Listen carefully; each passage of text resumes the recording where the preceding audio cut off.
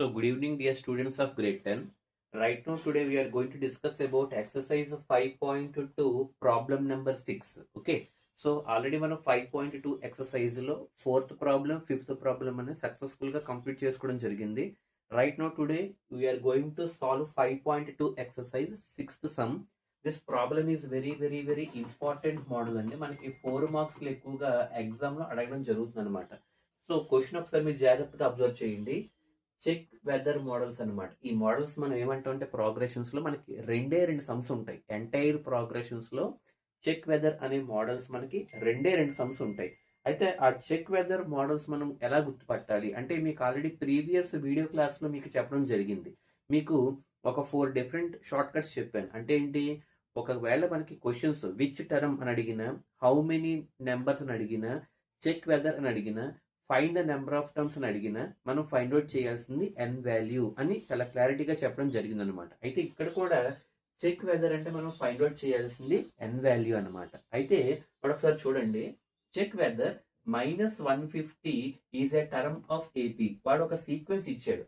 ఆ సీక్వెన్స్ లో అలా చెప్పుకుంటూ పోతే -150 అనేది ఒక టర్మ్ వస్తుందా రాదా, ఒకవేళ వస్తే అది ఎన్నో టర్ము చెక్ చేయమంటున్నాడు. ఎన్నో టర్మ్ అంటే మనకు తెలియదు కదా, వస్తుందో రాదో మనకు తెలియదు.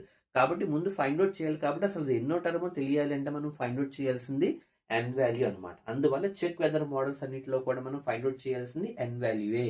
అంటే వాడు ఇచ్చిన సీక్వెన్స్ చూడండి, 11, 8, 5, 2. మీరు జాగ్రత్తగా అబ్జర్వ్ చేస్తే సీక్వెన్స్ ముందుకు రావట్లే, వెనక్కి వెళ్తుంది. అంటే 11, అవునా, 8 అండ్ అలాగే 5, 2 అంటే అలా నెగిటివ్ సైడ్ వెళ్ళిపోతుంది అనమాట. అలా నెగిటివ్ సైడ్ వెళ్ళిపోతుంటే అలా వెనక్కి ఎళ్ళగా -150 అనేది ఎక్కడైనా ఉంటుందా, అంటే ఆ చివరి టర్మ్ ఏంటి, -150 అనేది ఉంటుందా ఉండదా అని అడుగుతున్నాడు. అంటే లాస్ట్ టర్మ్ ఎక్కడి వరకు వెళ్ళాలి, మనకి -150 వరకు వెళ్ళాలి. అంటే 11 తో స్టార్ట్ అయ్యి 11, 8, 5, 2 అప్ టు సో ఆన్ ఎంతవరకు వెళ్ళాలి, -150 వరకు వెళ్ళాలన్నమాట. ఇలా వెళ్ళినప్పుడు అసలు -150 అనేది ఆ సీక్వెన్స్ లో వస్తుందా రాదా, వస్తే అది ఎన్నో టర్మ్ అనేది మనం ఫైండ్ అవుట్ చేయాలన్నమాట. సో అది మనకి క్వశ్చన్. కాబట్టి ఏపీ సీక్వెన్స్ ఏంటి, 11, 8, 5, 2 అప్ టు సో ఆన్ -150. మీరు జాగ్రత్తగా అబ్జర్వ్ చేస్తే ఫస్ట్ టర్మ్ అంటే A1 equal to A equal to 11 సరిపోయిందా లేదా. అలాగే కామన్ డిఫరెన్స్ చూడండి, సో జాగ్రత్తగా చూడండి. A2 A1 అంటే 8 - 11.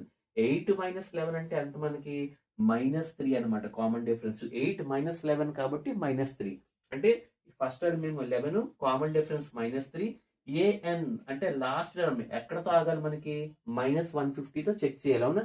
కాబట్టి లాస్ట్ టర్మ్ అనేది -150 అవుతుంది. అంటే 11 తో స్టార్ట్ అయ్యి వెనక్కి వెళ్ళగా లాస్ట్ టర్మ్ వచ్చి మనకి -150 అవుతుందా అవదా అని అడుగుతున్నాడు. సో అయితే మనం ఏం ఫైండ్ అవుట్ చేయాలి, చెక్ వెదర్ అంటే ఏం చెప్పాను, ఎన్ వాల్యూ ఫైండ్ అవుట్ చేయాలి. ఎన్ వాల్యూ ఫైండ్ అవుట్ చేయడానికి ఫార్ములా ఏంటి, AN equal to A plus N -1 into D, అవునా.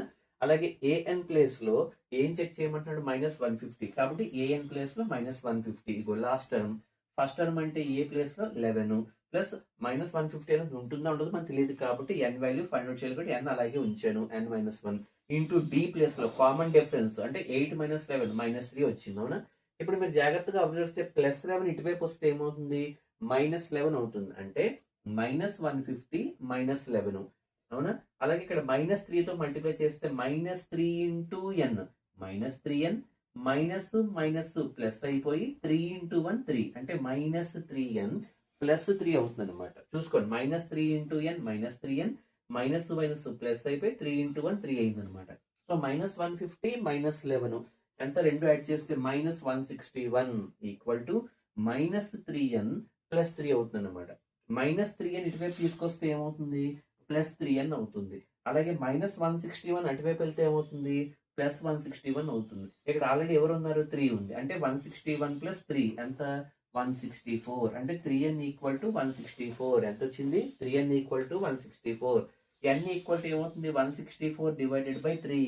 164 డివైడెడ్ బై 3 చేస్తే చూడండి, 164 డివైడెడ్ బై 3 చేస్తే మనకి 54.6 వచ్చింది. ఎంత వచ్చిందండి మనకి, 54.6 వచ్చింది. అంటే మీరు అబ్జర్వ్ చేస్తే ఎన్ వాల్యూ ఎంత వచ్చింది, 54.6 వచ్చింది. అంటే ఇక్కడ మనకి యాక్యురేట్ వాల్యూ రాలేదు.